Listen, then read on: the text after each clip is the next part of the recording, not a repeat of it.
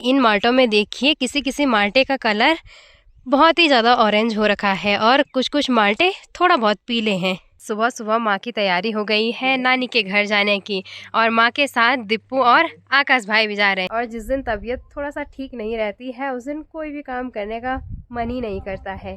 खैर घर पे जितने भी काम होते हैं उन सब कामों की जिम्मेदारी माँ ने दे रखी है मुझे। कुछ ऐसे छेद बना लेती है माल्टे के फलों में, तो ये माल्टे अच्छे से पक्के रेडी हो गए हैं तो हमने सोचा इनको निकाल देते हैं। और आज तो दिन भर में लगभग मैं 3 बार गौशाला जा चुकी हूँ। और आज सुबह सुबह माँ की तैयारी हो गई है नानी के घर जाने की और माँ के साथ दीपू और आकाश भाई भी जा रहे हैं। ये तो अपनी ब्लॉगिंग में बिजी है भाई। बाकी माँ जा रही है पूजा के लिए नानी के घर, है ना। हाँ, और बड़े बड़े बैग रख रखे हैं पीठ पे और ये 2 कट्टे भी लेके जाने हैं। और साथ ही साथ देवेश भी जा रहा है। देवेश आज सुबह सुबह स्कूल से आया और सीधा रेडी हो गया नानी घर जाने के लिए। अब चलते हैं सीधे नानी के यहाँ, मिलेंगे सीधे क्वार्टर। हाँ ठीक है तब, ठीक से जाना। अच्छा तब।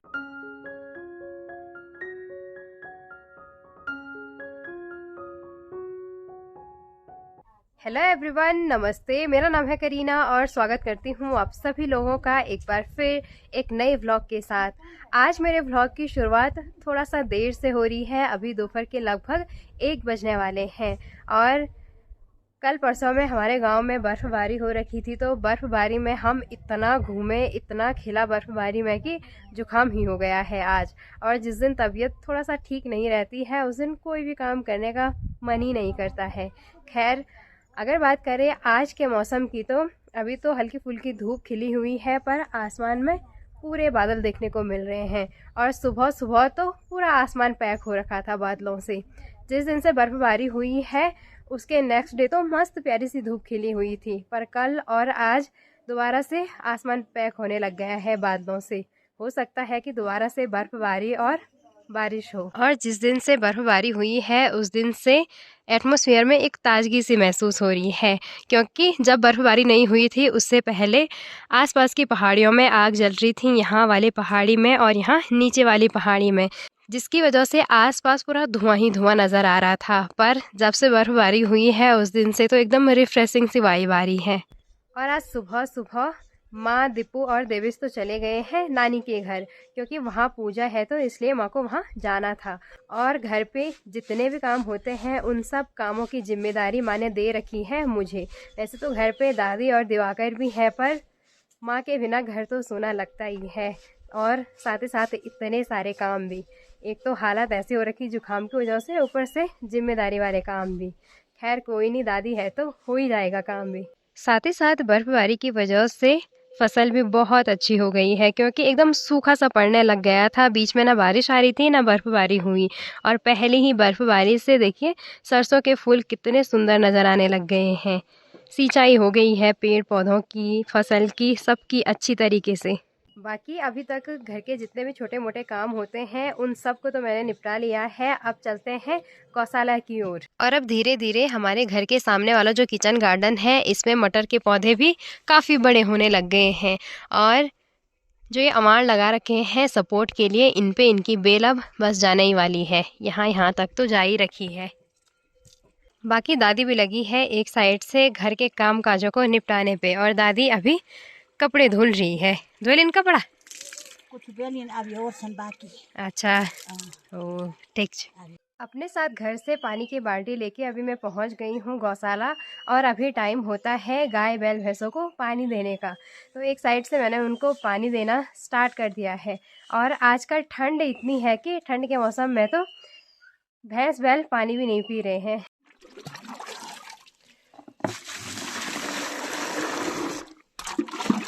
बाकी अभी धूप खिली है तो इस टाइम भैंस और बैलों को माँ यहाँ गौशाला के बाहर की साइड बांधती है, पर आज माँ नानी के घर चली गई है तो सुबह सुबह माँ ने भैंस को अंदर की साइड बांध दिया है, क्योंकि वो भैंस मुझे बांधने नहीं देती है। मतलब मैं उसको बांध नहीं पाती हूँ, मारती है वो मुझे, इसलिए गौशाला के अंदर ही भैंस और बैल को मुझे पानी देना पड़ा।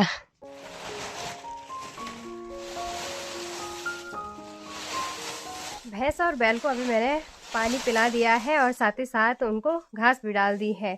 और अब मेरा काम है यहाँ बाहर गौशाला के बाहर की साइड जो लकड़ियाँ हैं, मतलब बांज की घास को खाने के बाद जो लेफ़्ट ओवर बचती हैं लकड़ियाँ, उनको मुझे बांधना है। यहाँ की साइड देखे, कुछ ये है और कुछ यहाँ पे मैंने इकट्ठी कर दी है और इस धागे पे इनको बांध के रखना है। यहाँ की साइड, यहाँ पे माने भी रखे हैं, जब ये सूखते हैं तो ये आग जलाने के काम आते हैं।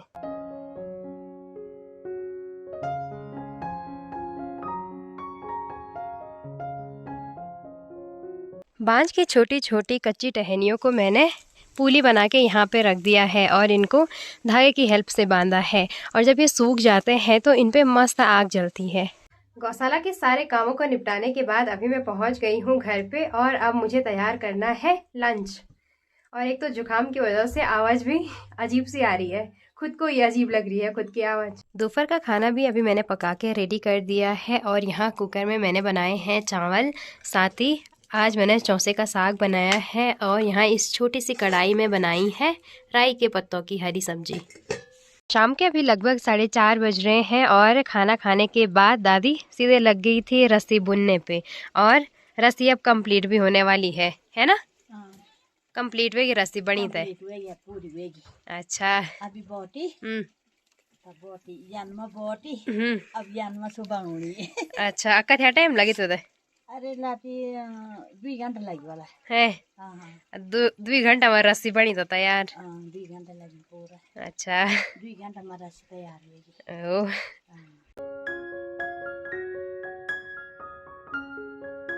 और मुझे अभी दोबारा से जाना है गौशाला की ओर, भैंस और बैलों के पास घास डालने के लिए। शाम के अभी लगभग 5 बजने वाले हैं और गौशाला का काम निपटाने के बाद मेरी और दादी की तैयारी हो गई है खेतों की ओर जाने की। क्यों जा रहे हैं हम खेतों की ओर? माटा गाने।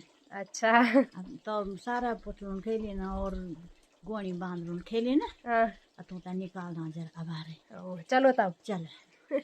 और साथ में ये छोटी सी रस्सी और इस पे एक बंधा कट्टा भी लेके जा रहे हैं और दादी ने एक खतरनाक स्टाइल में बांधा है।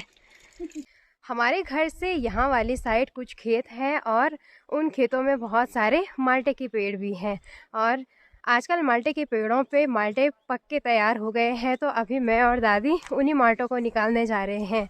और साथ ही साथ यहाँ वाली साइड सरसों की फसल हो रखी है खेतों में और बहुत ही सुंदर लग रही है क्योंकि आजकल सरसों के पौधों पे फूल निकले हुए हैं। जब माल्टे अच्छे से पक जाते हैं तो पक्षियाँ उनको खाने लगती हैं और कुछ ऐसे छेद बना लेती हैं माल्टे के फलों में। तो ये माल्टे अच्छे से पक के रेडी हो गए हैं, तो हमने सोचा इनको निकाल देते हैं। और साथ ही साथ यहाँ वाली साइड बंदर और लंगूर भी आते हैं तो सारे माल्टे ले जाते हैं, मतलब बर्बाद कर देते हैं। कुछ आधे आधे खाए रहते हैं और जो पेड़ पे भी रहते हैं उनको पक्षियाँ खा लेती हैं, तो इसलिए आज हम ये माल्टे निकाल रहे हैं। एक छोटा सा माल्टे का पेड़ हमारा यहाँ पे है और दूसरा ये वाला है यहाँ की साइड। इस वाले पेड़ से तो दादी ने माल्टे कब का निकाल दिए हैं, बस इक्के दुक्के बच रखे हैं, उतने तो रहने देंगे पेड़ पे। ये जो माल्टे का पेड़ है ये ज़्यादा बड़ा नहीं है, छोटा सा ही है, पर फिर भी माल्टे यहाँ नीचे से तोड़ना पॉसिबल नहीं है और इस वाले पेड़ पे हम चढ़ भी नहीं सकते हैं क्योंकि कांटे बहुत सारे हैं इस पेड़ में। तो दादी ने अभी एक मस्त जुगाड़ कर रखा है माल्टे तोड़ने के लिए। दादी अभी ऊपर वाले खेत से ये वाली लकड़ी लेके आई है और ये हुक टाइप की है और माल्टे की टहनियों में हम इसको फंसाएंगे और माल्टे निकालने में आसानी होगी। पेड़ की सबसे ऊपर वाली टहनी पे अभी मैंने इस हुक को फंसा दिया है और ये देखो माल्टे आसानी से झड़ रहे हैं।